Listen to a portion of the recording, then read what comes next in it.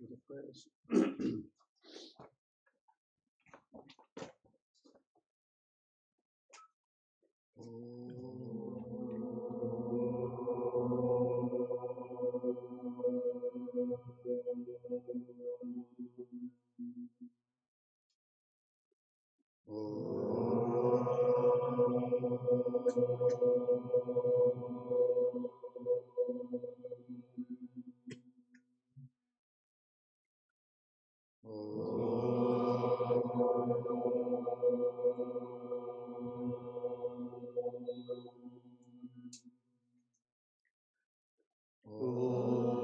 Sahana bhavatu sahano bhunaktu sah viryam karavavahai tejasvinavaditamassu ma vidvishavahai. Om Shanti Shanti Shanti. Akandamandalakaram vyaptam yena characharam tatpadam darshitam yena tasmai Shri Gurave Namaha. Ajnanatimmirandasya jnananjanashalakaya चक्षुरुन्मीलितं येन तस्मै श्री गुरवे नमः. गुरुर्ब्रह्मा गुरुर्विष्णु गुरुर्देवो महेश्वरः गुरुरेव परं ब्रह्म तस्मै श्री गुरवे नमः. स्थावरं जङ्गमं व्याप्तं यत्किञ्चित् सचराचरं तत्पदं दर्शितं येन तस्मै श्री गुरवे नमः. चिन्मयं व्याप्ति यत्सर्वं त्रैलोक्यं सचराचरं तत्पदं दर्शितं येन तस्मै श्री गुरवे नमः. ॐ पार्थाय प्रतिबोधितां भगवता नारायणेन स्वयं व्यासेन ग्रथितां पुराणमुनिना मध्ये महाभारतम् अद्वैतामृतवर्षिणीं भगवतीम् अष्टादशाध्यायिनीम् अम्ब त्वामनुसन्दधामि भगवद्गीते भवद्वेषिणी. यं ब्रह्मा वरुणेन्द्ररुद्रमरुतः स्तुवन्ति दिव्यैस्तवैः वेदैः साङ्गपदक्रमोपनिषदैः गायन्ति यं सामगाः. ध्यानावस्थिततद्गतेन मनसा पश्यन्ति यं योगिनो यस्यान्तं न विदुःसुरासुरगणा देवाय तस्मै नमः. देवाय तस्मै नमः.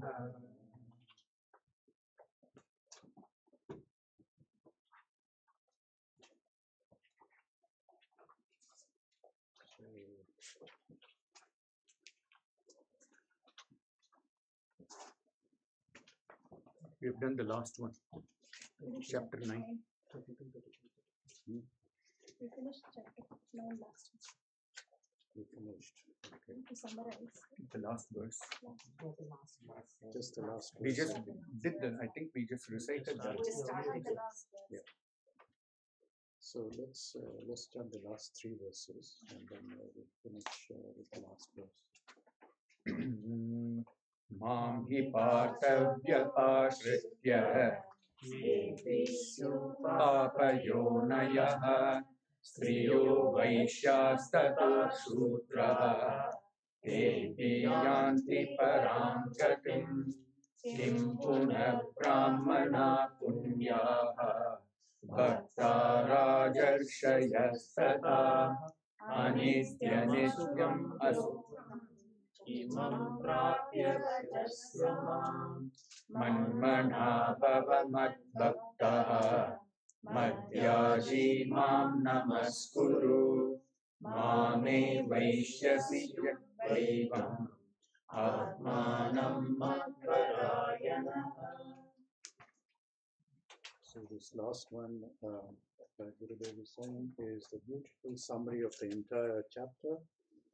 And fix your mind on me, be devoted to me, sacrifice to me, bow down to me, having thus united your whole self to me, taking me as a supreme goal, you shall come to me. So this is a summary of this chapter called The Royal Secret. And I'll summarize the chapter in a minute, but just to kind of remind ourselves where we have kind of come from. Up to this verse is that we are talking about the gateway to the highest, to the divine, being open to everybody. Even if the person who is the durachar, the wicked person, if he starts and makes a resolve that he wants to tread on this path and he is committed to reaching the goal, then he has rightly resolved. In other words, resolution is really the key to getting on the path wherever you are located or wherever anybody is located in terms of their purity of the mind. So right from where it is a completely impure mind to the brahmanas, as it were, who have got a pure mind, it is showing you that it is possible to reach the highest wherever you are. In other words, nobody is barred from entry into the realm of the divine. Here then in the last verse he is giving us the summary of the chapter, which says that what you have to do in order to attain this highest divinity. He says, number one, fix your mind on me. Number two, be devoted to me, sacrifice to me, bow down to me, having thus united your whole self to me, taking me as the supreme goal, you shall come to me. In other words, the goal is mentioned here. The goal is the supreme goal, which is nothing but the true self. In this case, Lord is talking about me as a supreme goal. Whether you take it as nirguna or saguna, whichever way you take it. And here, of course, the emphasis has been on the saguna form, the name and the form. So whichever way you take it, take that as a supreme goal. Then what do you have to do? Fix your mind on me. And he has kind of repeated this throughout the chapters, is that if you really want to attain this goal, then there has to be this single-pointedness of the mind, single-pointedness of purpose, single-pointedness of the goal. Okay, so this kind of complete turning towards the divine is essential to reaching the goal. And it doesn't mean, of course, that if we are not completely turned, that nothing is going to happen, but it means it will take us much, much longer if we say, okay, I'm going to just do it on a part-time basis, or I'm going to just take my time and do it now and then or whatever. So part-time sadhana will result in part-time result, and it will mean that eventually we'll get there, but it'll take a long time. But he says, if we really turn our complete life and our mind and our energies towards attaining this highest, then it is possible that we're going to reach the supreme goal. So fix your mind on me means single-pointedness, this ananya bhakti. And he says, be devoted to me. Devotion means what? Turning of the heart towards the Lord. Devotion is really what he is going to talk about in these next 2-3 chapters, how that devotion can be developed in the most beautiful way. Fix your mind, let the devotion flow, sacrifice to me, which means that everything which is taken in the transactional life, everything which is done in the transactional life is again in a sense, offered. Remember earlier on, he was saying that everything should be offered to me, whatever you're doing, all the transactions, the action has to be offered. Bow down to me means that, the um, the kind of humility which goes with all this, in the sense of surrendering the ego. Surrender of the ego is really what is meant by bowing down to me, means let go of your ego, having turned your attention completely towards the divine, letting go of the ego. Then he's saying, having thus united your whole self, in other words, the body and the mind and the intellect and the transaction, the reactions, and everything is turned towards the divine. Each and every aspect of your life is turned towards the divine in thinking, in feeling, in action, in your attitude, in everything it is turned towards the divine. And he says, taking me as the supreme goal, the highest goal, then you will turn towards me completely. And he says, then you will come to me. And what Gurudev here says is that the mind is ever filled with that divinity. My devotee makes all sacrifices, all salutations to me. The mind is ever filled with me. So there is no kind of chance of the mind turning towards anything else. The divine is always there in the mind. It is always connected with the divine, and everything which is happening is in relationship to the divine. Sounds like a very tall order, but this is what it means, is that this complete turning is required. So he says, what is the secret of success? He says, constant awareness maintained diligently. Constant awareness maintained diligently is the secret of success. How do we understand this particular way of turning towards the divine? Constant awareness. Awareness of what? Awareness of not the world, not anything else, but the awareness of the divine.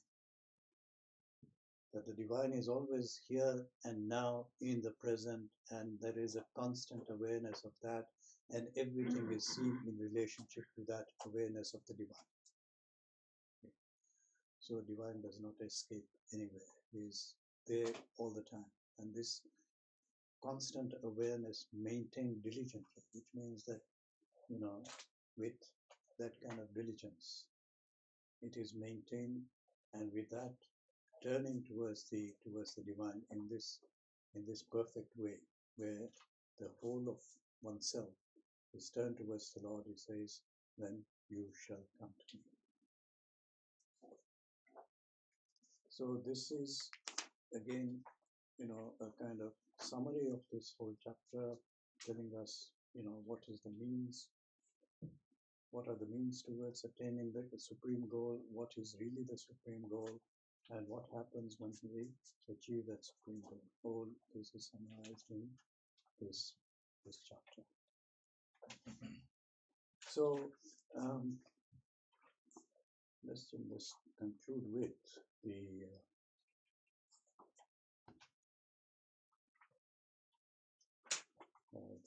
chapter with the final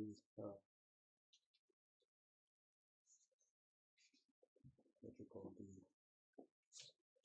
the last concluding verse, is it? Concluding verse. Yeah. You want us to recite it? Yeah, on that subject, and then we go to the first verse again, and chant the first verse so that the reflection continues, and then I'll summarize it. So we'll do a lead and follow, the last one. Om Tat Sat. Om Tat Sat. Iti Srimad Bhagavad Gita Su. Iti Srimad Bhagavad Gita Su. Upanishatsu. Brahma Vidyayam. Yoga Shastre. Sri Krishna Arjuna Sambhade. Raja Vidya Rajaguhyam Guhya Yogo Nama.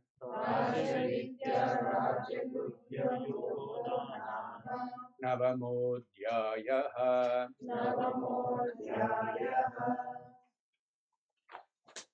So let's jump to the first verse again in the manner in which we do these things in Chinmaya Mission, so just to remind ourselves that this is not the end of the chapter. It requires for us to go back and reflect again and again. So the first verse of chapter 9. Sri Bhagavan Idam Gupyatamam Pravashyamyana Suyave Jnanam Vijnana Sahitam Yajnatva Mokshase Shubha.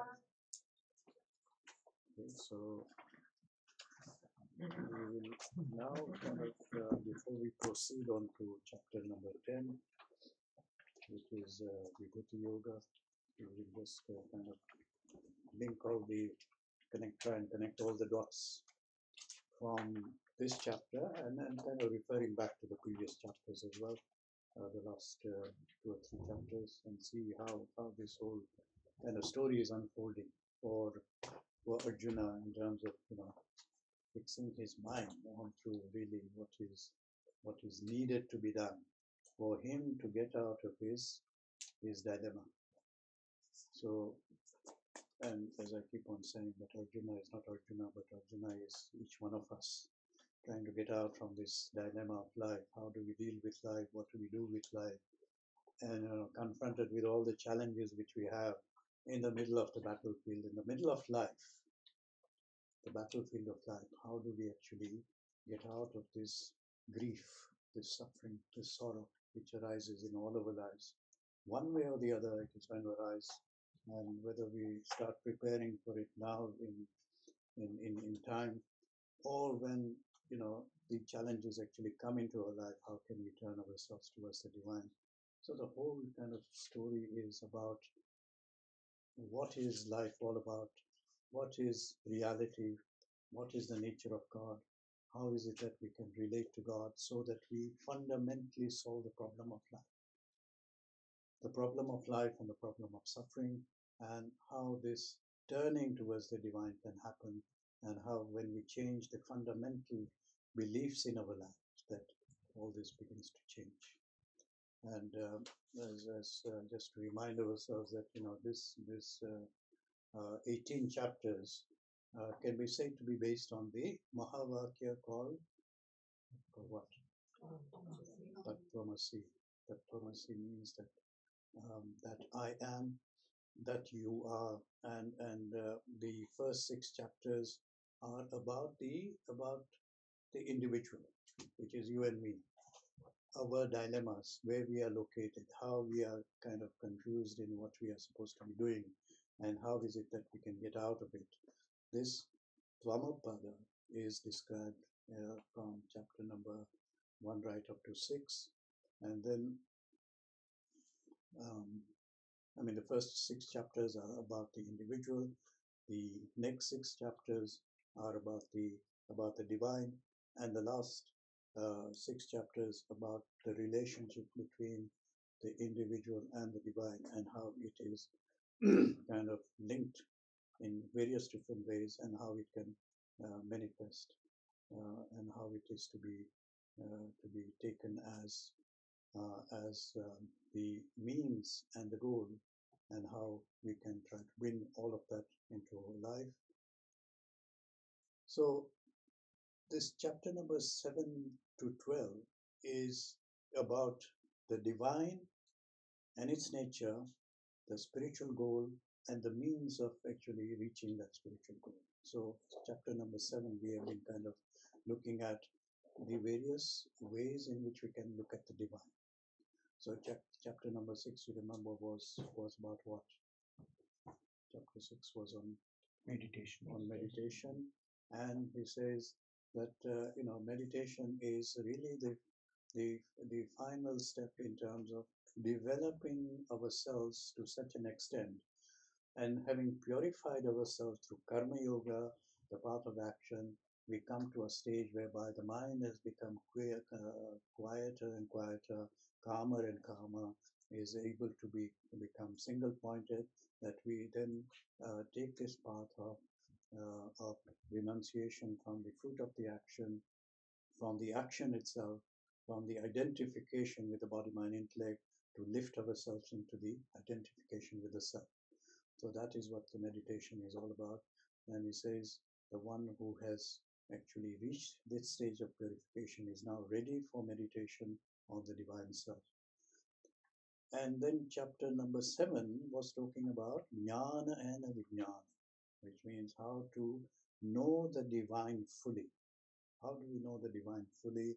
Because here in chapter number 6 meditation, he was talking about how to meditate on that higher self, and meditating on that higher self, that how do we actually then begin to relate that particular aspect of the divine with divinity as it is kind of seen in the transactional life. So here we got 2 or 3 things. Number one, he talks about the lower prakriti.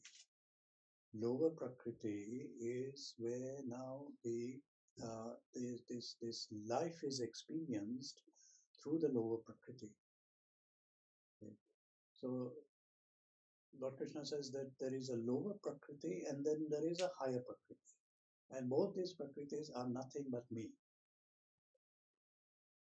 So we should not think that, this lower prakriti which we are experiencing now in this transactional reality, which is seeing and hearing and knowing this world through our senses and our mind and our intellect, this is not something separate from that higher reality, from the higher prakriti. There is a connection between the lower prakriti and the higher prakriti, which then he begins to elaborate in 7, 8, 9, 10, etc., right up to chapter number 12, this elaboration between the transactional reality, the relative reality of the transactional reality, and the absolute reality. Okay? The higher prakriti and the lower prakriti, and how these realities are related together, so that we begin to understand where is the place of divine and how can we experience divine in all these different planes of reality. So the personal reality which we are experiencing now, the relative transactional reality, which is what we experience as the world as, and the absolute reality, which is Brahman. And he makes it clear in this way in chapter number 7, is that this divine can be experienced in the formless manner as well as with the name and the form. So here we got the lower prakriti, which is you and me. Basically, this is our personal kind of prakriti, which is a lower prakriti consisting of what? Remember the 8 elements? 5 plus 3. Okay. What are the 3? Man, buddhi, ahankara. So these are the 8 elements, right? Which is you and me. That is the lower prakriti. And then the higher prakriti is either saguna or nirguna. In other words, without form and with name and form. So remember that we have to kind of connect with this reality, the higher reality, through the lower reality, in both its aspects, in the name and the form, as well as in the nameless and the formless. So in chapter number 7, he says, okay, this is how you got to kind of get the not only the jnana or the knowledge of the lower and the higher prakriti, the knowledge of the formless and the reality with the name and the form. We have not only get to have the knowledge, but also the experience of it, both the jnana and the vijnana. So it's not only knowing that reality intellectually, but also experientially. And he sets out in a very clear way how this can be done. He says, taking the divine as the only means and support, divine as the only goal, with a mind intent on the divine, and with the practice of this particular way of approaching the divine, we come to understand the divine in all its manifestation. And in chapter number 7, of course, he has then again given us a whole kind of spectrum about different kinds of human beings. So you remember he was talking about the 7 categories of people. In this chapter we have just done, he says that nobody is barred from the gateway of the divine. Everybody is included in that, and here he describes the 3 deluded kind of categories of people, and the 4 who are the virtuous, and how each one of them is related to the divine in various different ways. Okay? So the relationship to the divine is actually shaped by the way in which we have purified ourselves. So the level of purity which is there, which could be 0 purity in the deluded, or it can be 100% or 99% purity in, which is the highest category describes? The Jnani. Okay, so the Jnani is the highest category, whereas the deluded, the lowest of the low. From there right up to the Jnani, there is a whole kind of level of purity which is there. Okay, so depending on where the purity is, our relationship to the divine will be defined by that. So you can see how the lower Prakriti and its characteristic is then related to how we are going to relate to the divine. And this again relates back to what? Relates back to the means of purification. Okay. So if purification is the kind of primary condition under which we are going to then know the divine in its various aspects, then purification is going to come from where? What is the starting point? Karma Yoga.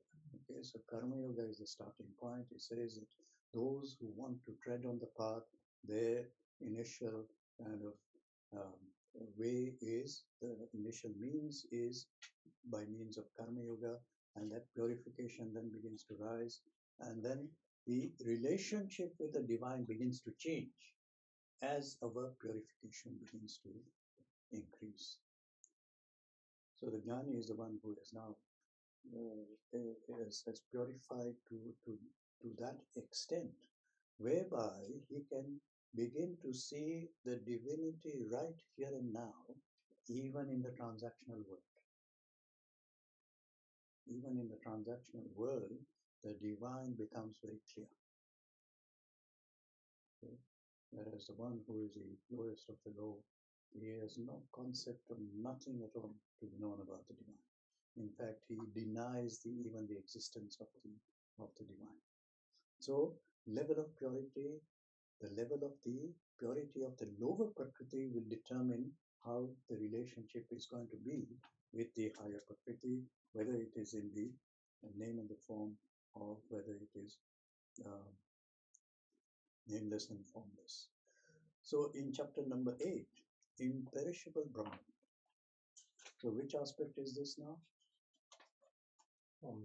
The formless. Okay, so then having given a kind of broad structure in chapter number 7, he then takes us to the imperishable Brahman, which is then how do we then relate to the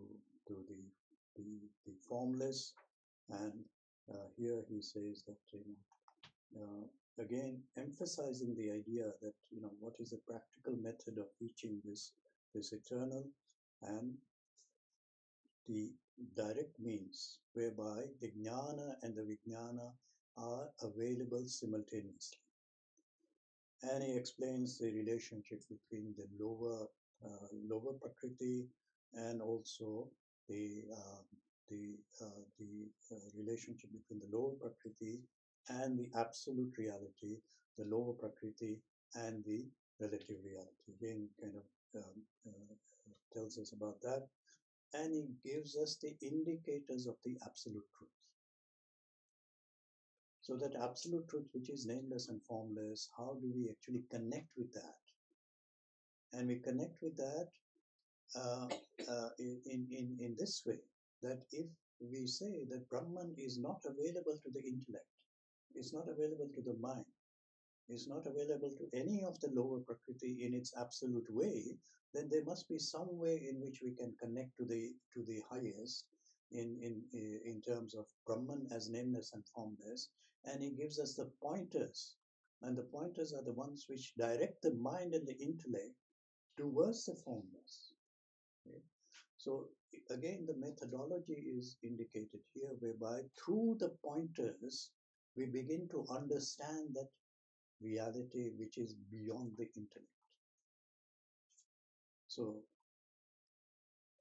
what it means is that there is an aspect of the intellect, a very subtle aspect of the intellect, which when it is conditioned in a certain way, through the pointers, we begin to grasp what this ultimate reality is. Because if I tell you now what is this formless and the nameless, then there is nothing which is going to make the intellect to grasp it. We cannot grasp that thing which is so subtle and is so refined. And therefore we got to bring it down one level, whereby now the intellect, through certain pointers, can then begin to grasp this nameless and the formless. So he also gives us, the 9 different ways in which these pointers can direct the intellect towards that highest reality. And then in chapter number 9, we have been now looking at the royal secret. So this is the royal secret. This is a supreme secret, and it says, why do you think it's a secret? Okay, and in a way, it is an open secret.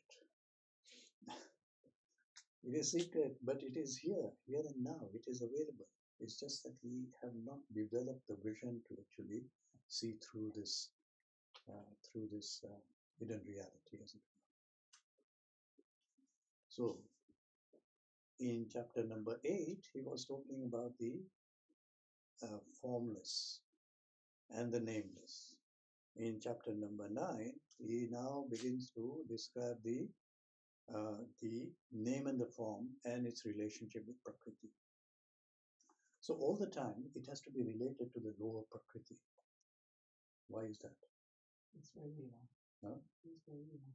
That's where we are. That's right. So we are here, located in the lower Prakriti. Therefore, the relationship between this me as this individual, and talking particularly to Arjuna, saying that this is your lower Prakriti. How are you going to connect this lower Prakriti, which consists of the body, mind, intellect? How are you going to connect it with the nameless and the formless in the first place, and with the Saguna aspect of Brahman in this way? And he begins to describe this in chapter number 9 and elaborates it further in the next chapter as well. So that's why it's called Vibhuti Yoga, because Vibhuti is what? Vibhuti is the direct manifestation of that divinity, and how we can begin to recognize it. Okay. So you can see how logically and systematically all this knowledge has been kind of put down in such a way that there is no doubt about what needs to be done, how it needs to be done. Okay. So with this name and form, then the royal secret, he gives the means of uncovering this hidden reality. How are we going to uncover this hidden reality? He goes on to tell us in this chapter. So in this chapter, Saguna Brahman has described the goal and the means,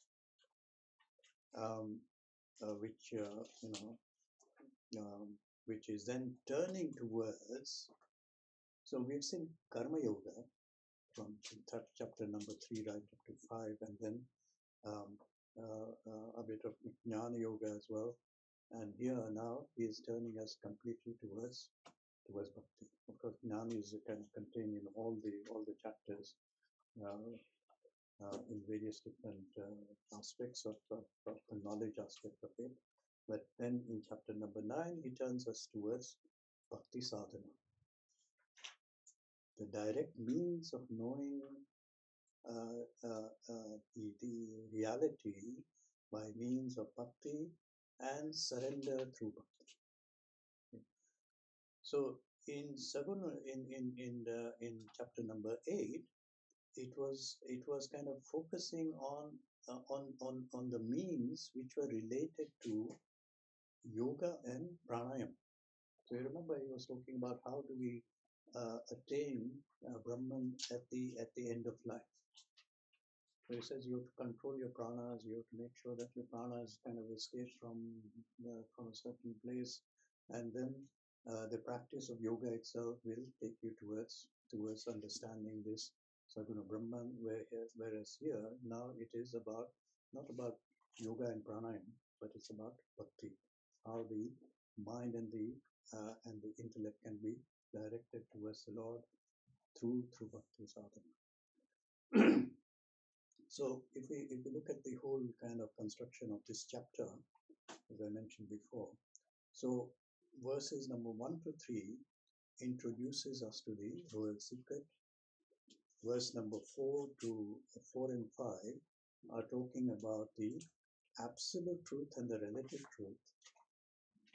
From verse number 6 up to verse number 8, he talks about the creation of being. So in other words, that again he's talking about the prakriti as we experiencing ourselves and how we have been created. Okay? And therefore the relationship between the lower prakriti and the higher prakriti again is being pointed out, and how this repeated cycle of birth and death is taking place, how he says, the kalpas, and how the dissolution of the whole kind of cosmos takes place, and how again it is created, and how this cycle of creation and dissolution keeps on going on at the cosmic level and also at the microcosmic level. And verse number 9 to 10, he talks about the nature of Ishvara.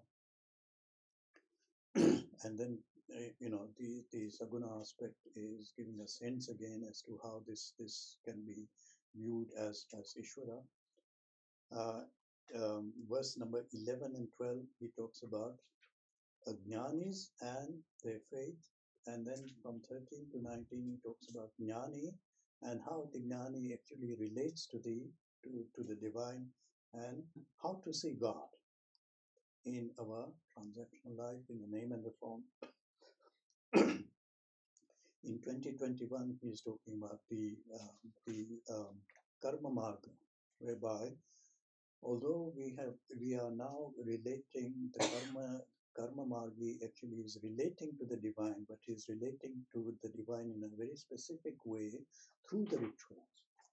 And through the rituals, he attains up to a certain level of purity, and that allows that karma margi to attain the higher lokas. But then he has to come down.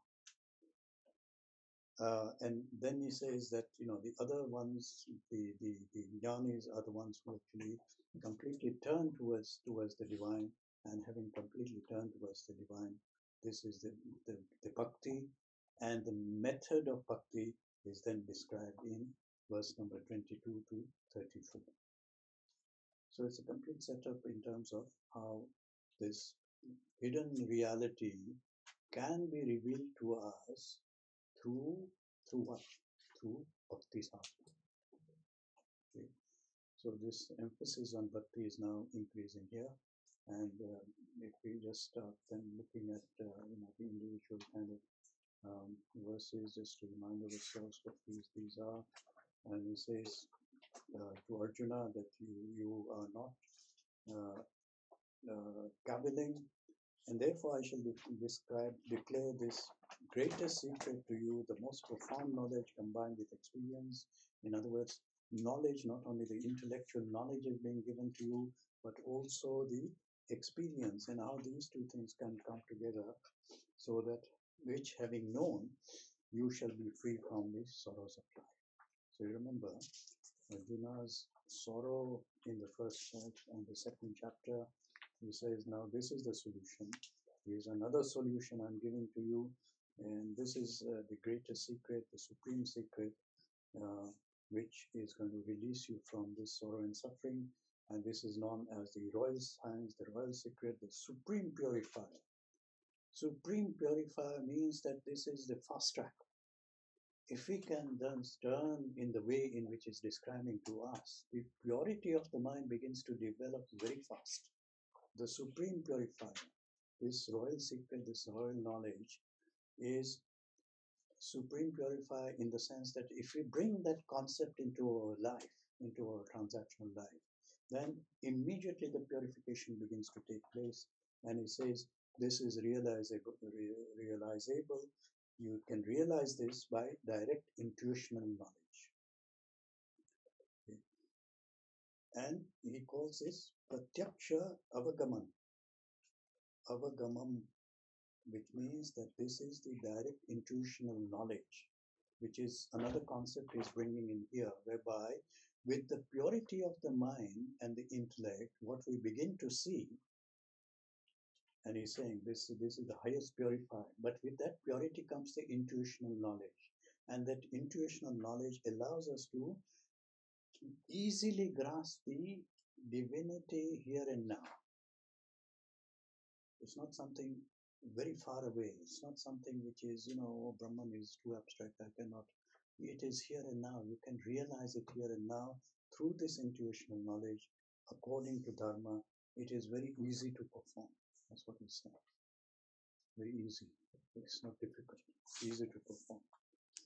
And he says that if the faith is there, then it is going to be easy. But if the faith is not there in this Dharma, then there is going to be return to the path again and again. Okay, so if you want to escape from the sorrow once and for all, then you've got to have the faith. The Shraddha has to be there.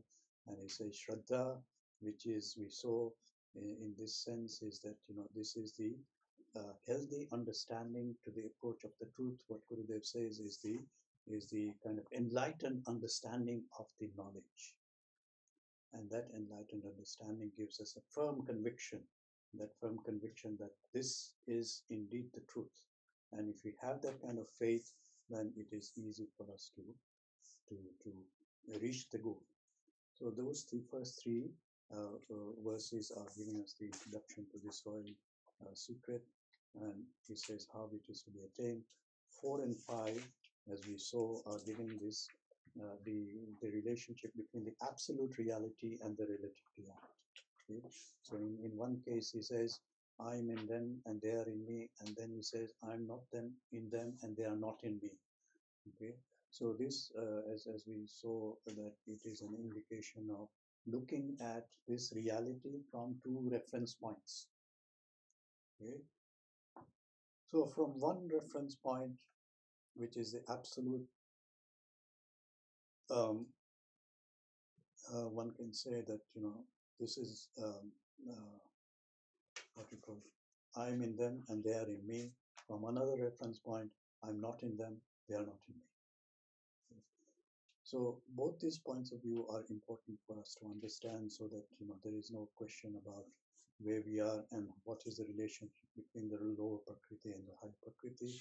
And then from 6 right up to 8 is describing to us the creation of all beings. He says all beings go into my Prakriti at the end of the Kalpa.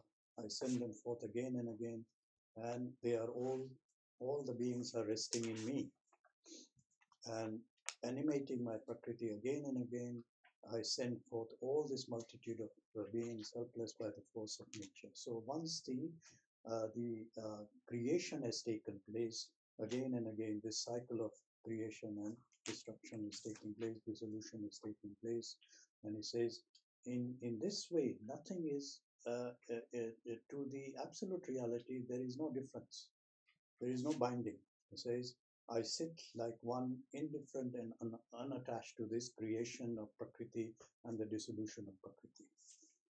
So like we are saying, that this aspect, this kind of creation and dissolution, the cycle of birth and death, this kind of activities which are going on in terms of our transactional life can be related at the macrocosmic level, whereby the Lord is sitting there, creating the Prakriti and dissolving the Prakriti. It can also be looked at the microcosmic level in terms of you and me. individually things are being created and things are getting dissolved. You can look at it as a microcosmic cycle of daily living. Okay? So this creation is taking place, dissolution is taking place. When we go to sleep, the world dissolves. When we get up in the morning, the world is created again. And how this keeps on going on and on. But the real self in me and you sits unattached and not bound by anything. Okay? So this is the kind of second layer of meaning which is contained in this verses. And then 11 and 12, he talks about 11, 12, and 13. These are the three verses which describe the three relationships. So number 11 is the tamasic relationship. Verse number 11 is a tamasic relationship to the divine, where he says fools. Fools are in that kind of tamasic mode of the mind. So remember, this lower prakriti and the higher prakriti, lower prakriti can be described in terms of purification, and this purification can be described in terms of the gunas. So this lower prakriti, he says in number 11, if it is a tamasic relationship, then the fools, they are called fools, mudas. He says, they will disregard me even when I dwell in this human form.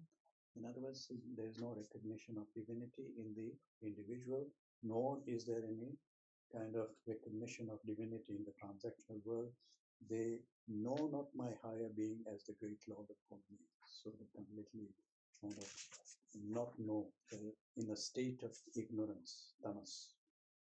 And number 12 is what? What kind of guna is that? Huh? Rajasic, that's right. So in this Rajasic way, this person is full of hope, full of vain actions, vain knowledge, senseless. They're very possessed of the delusive nature of Rakshasas and Asuras. So the first one is Tamasic, this is now the Rajasic. Okay? These are described as Rakshasas and Asuras.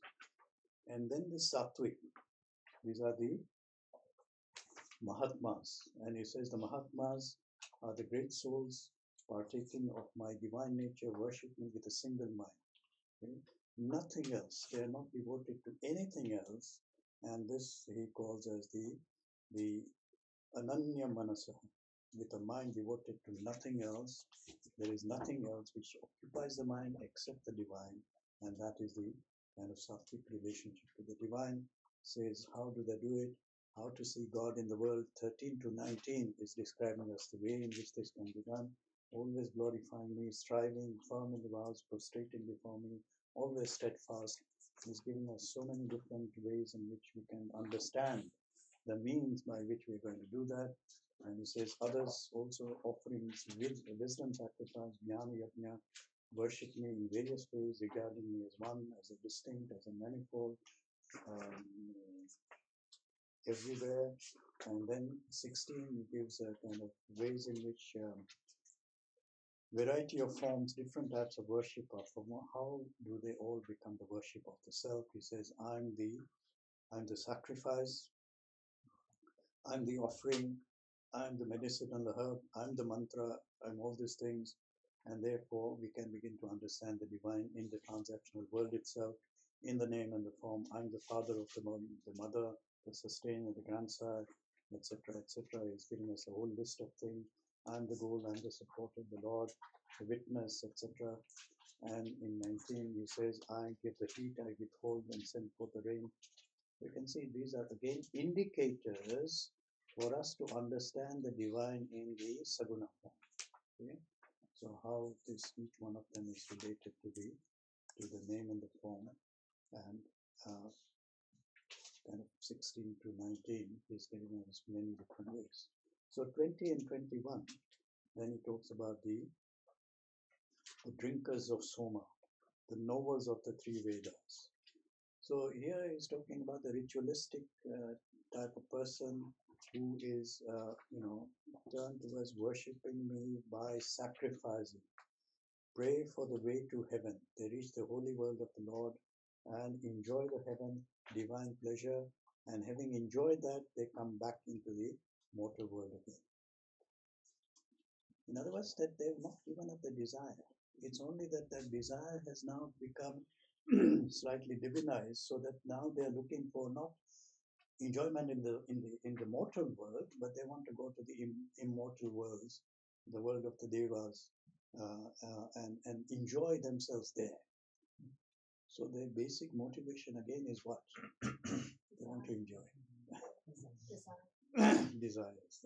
Okay, so in other words, he's saying that even if we turn towards the divine, don't turn towards the divine, with some kind of desire. This is a rajasic kind of relationship to the divine. That is fine. In other words, that it'll take you to a certain level, and then you can have those enjoyments in those worlds. But unfortunately, then we have to come back again. This is the state of going and returning. And as long as the desire is there, it will take us to the heavenly worlds, but we have to come back to the mortal world. And then from 22 to 34, of course, the whole kind of bhakti yoga is, bhakti sadhana is being elaborated by Lord Krishna. This is to those men who worship me alone, thinking of no other, to those ever self-controlled, I secure for them that which is not already possessed, and preserve for them what they already possess. So he says, okay, you can think about having a desire, and that desire, whether it's for the transactional world or for the higher world, that desire you can even let go, because I'll take care of them. So don't worry about the desires. Don't worry about enjoyment. He says, I'll take care of that. This is one of the, one of the famous verses in the Bhagavad Gita. He says, I'll take care of everything. You just focus on me. Okay? So don't worry about any kind of desire. Yoga Kshema, I will take care of all these things. And then he goes on to say, even those devotees endowed with faith worship other gods. So he says, even if you go through other routes, actually what you are doing is just worshipping me. In other words, what is the point here? The point is that why go through indirect means? Why don't you come straight to me? I'll take care of everything. Don't go through these other means, although they are also valid because they will eventually bring you to me. But here's the direct path. Here's the direct means of getting there. So, why go through all this kind of different rituals and sacrifice and say to yourself, okay, here's eventually I'll get there. Don't worry about it. He says, come directly to me in this way.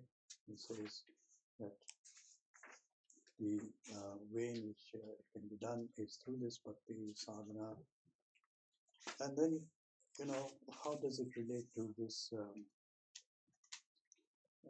different pathways? I alone am the enjoyer in and the Lord of all sacrifices, but they do not know me in essence, hence they fall and come back again. So knowing divinity in its right way is the only solution. In other words, that we have to know the divine, not in any other way, but to know him in his essence.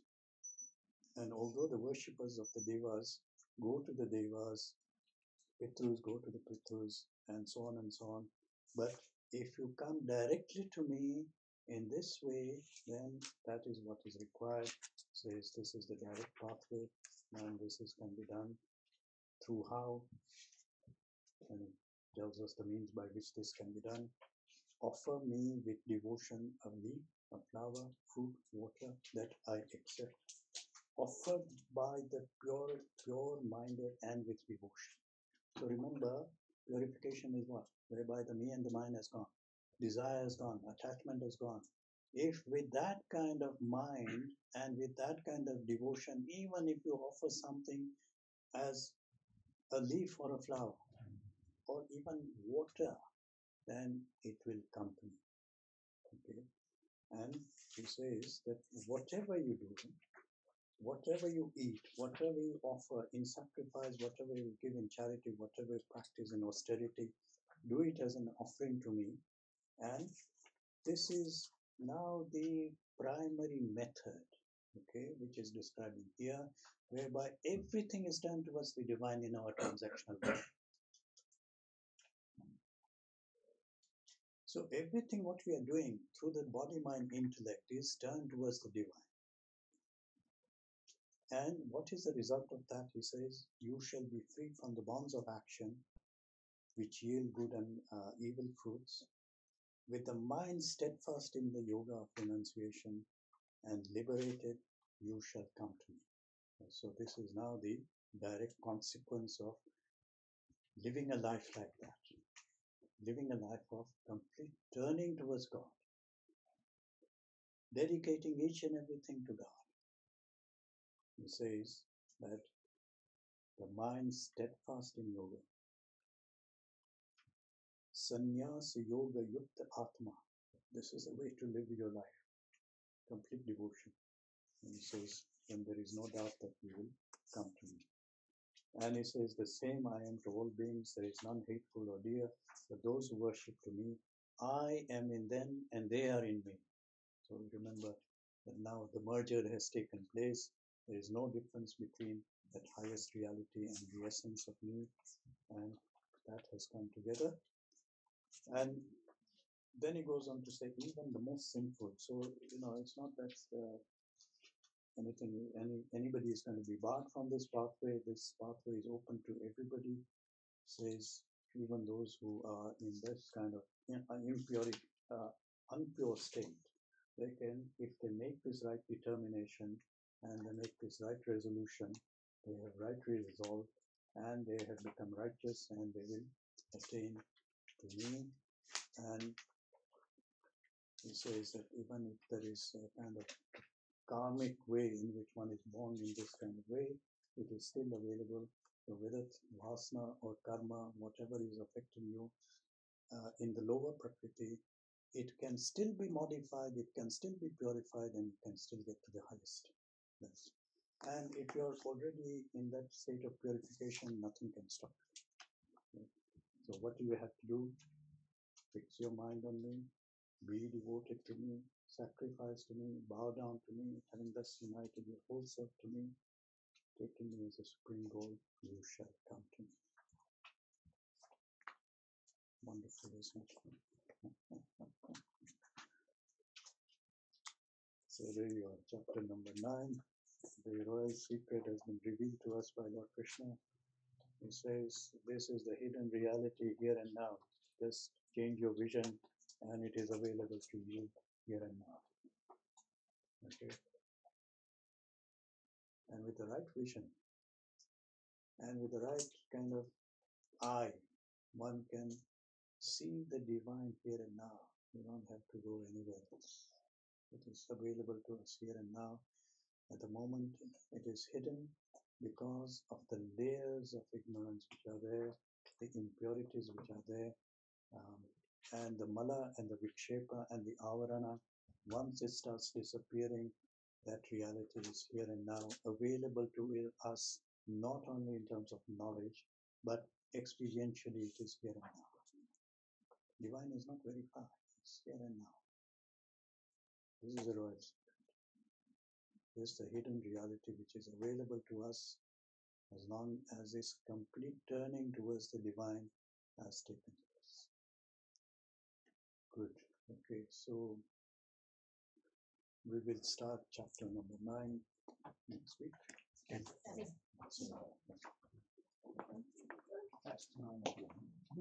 Because we got so fascinated with this chapter, I want to repeat it again. But when we look at each and every verse, we tend to get lost in this kind of, this complicated design which Lord Krishna is putting to us. But when we begin to see the whole pattern, the whole picture is so beautiful. Bhagavad Gita is a complete picture of this wonderful picture of you and me, and how we can, rise to that divine status. It's not leaving any loophole anywhere. He says, wherever you are, whatever you are, don't worry. As long as you follow this instruction, you will come to it. One way or the other, you will come to it. And you can see the threads and the patterns running through all these chapters and how they are connected together so beautifully by Lord Krishna. And and he is taking us step by step into this divine journey. Okay, we'll conclude with the prayers.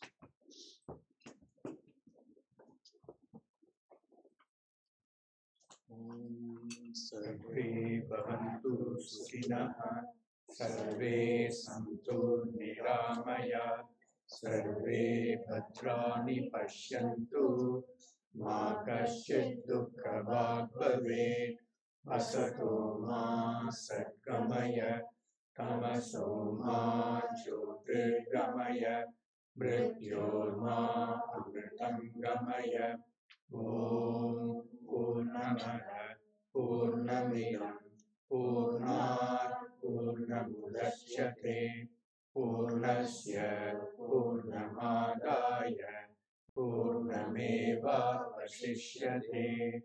ॐ शान्ति शान्ति शान्तिः हरिः ॐ श्री गुरुभ्यो नमः हरिः ॐ.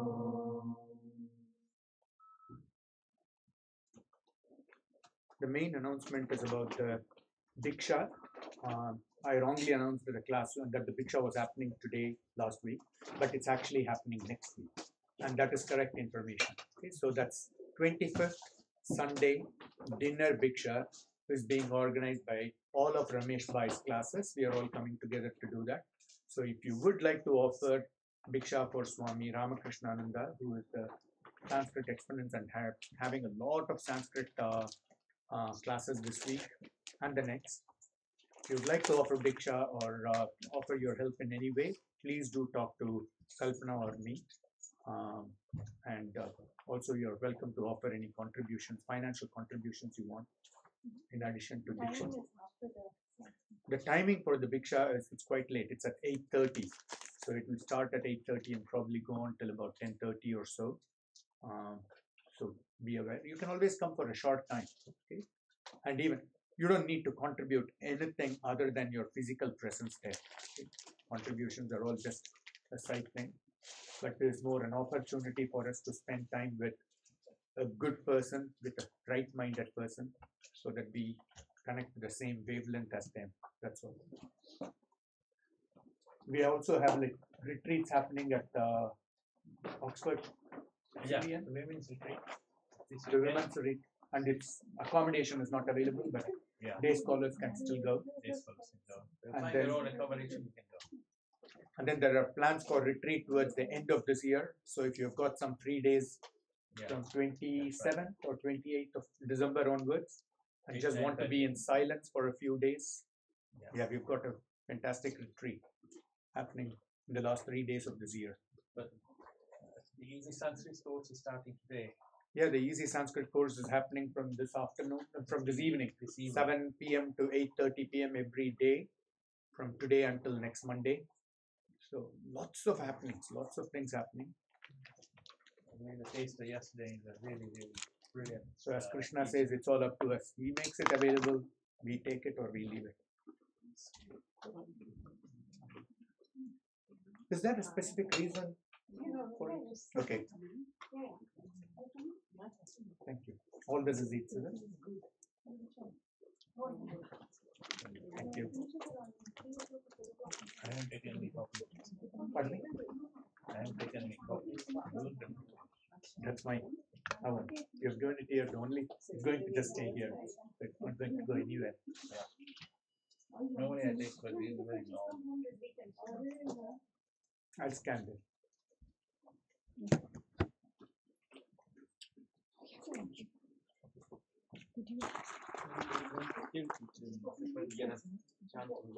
Pardon? When is he going to? I'll be going to the Kirti tomorrow. Yes, so for next week, the English chanting Okay. and chapter 10. And the chapter 10, which is the green book. Yeah, the green book. You want to do English or The English, yeah. the English version? Thank you. Yeah. So you want the English chanting book Yeah, this and you want chapter 10? Chapter 10. It'll be easier for us in the big book rather than the big English text. Yeah. Okay. And the English chanting. I'll get it. I'll do this. What do you need? Do you need anything except? Oh, just okay. For you. Everything. All right. Okay. Easy chanting English and chapter 10. I'll get it. No problem.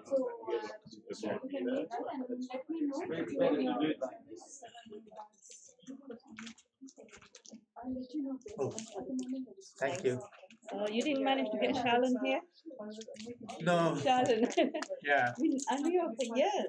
We Oh, used really? to do Okay. yoga together many, many years ago. I'm sure they will come later on. It's like, how do you know? From where do you know? From, well, I trained to be a yoga teacher and then she trained after me. Oh, okay. And we happened to meet together, and I think our children were together. Oh, really? Okay. Yes, Neha. Yes, Neha and my son. Yeah. Initially, like playgroup and stuff like that. Right. And it was really nice to see her that day she came to the She came